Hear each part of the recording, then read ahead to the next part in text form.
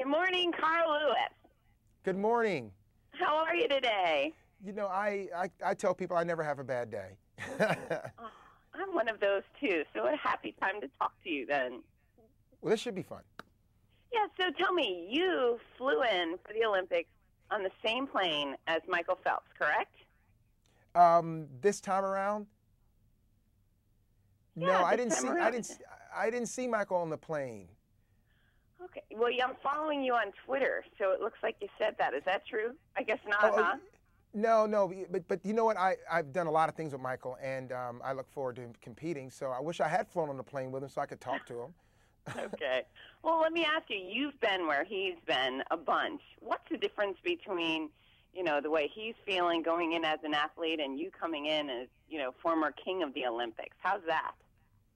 Well, for me, it's a great experience. I mean, I started competing way back, and I went to 4 Olympic Games. But by the time I was down to the end, I was ready to retire.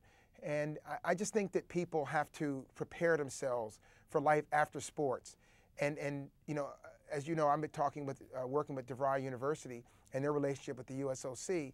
And what I did during my career, I prepared myself. So now athletes have something that I didn't have in the past. They have a way to have a relationship so they can leave their careers with a degree from DeVry or the Keller Graduate School of Management and make sure that they are confident in retirement, because many people are scared of stopping.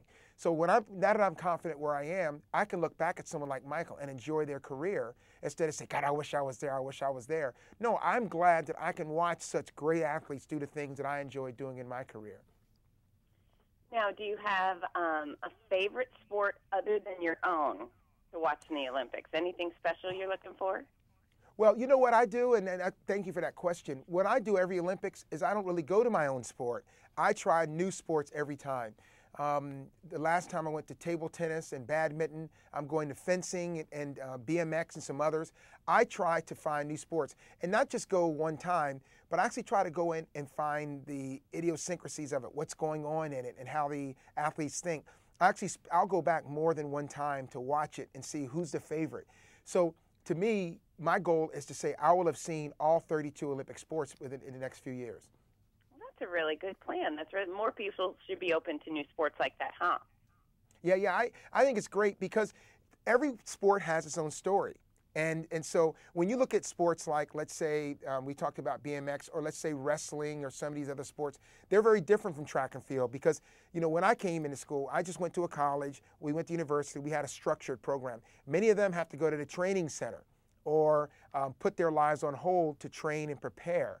So therefore, it's a different situation. And that's why I mentioned earlier, the relationship from an education is like a paradigm shift for them, because now someone like myself can go see their sport, which I never would have thought about it or would have known about it, and then they can prepare themselves and move on in their lives as well.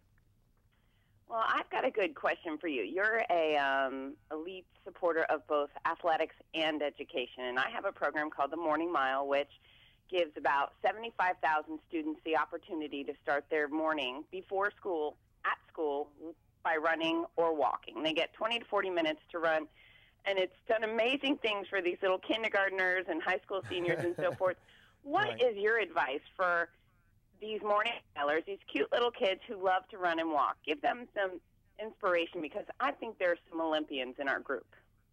The biggest thing about it is, first of all, it's wonderful. Exercise and education together are excellent, because kids that are more fit and work out hard, they many times are better students. So I think the relationships they learn in the morning is the best part about it, because you find friends you might not be able to find, you get people you may not be able to get, and then you get the lessons out of just actually working with a team.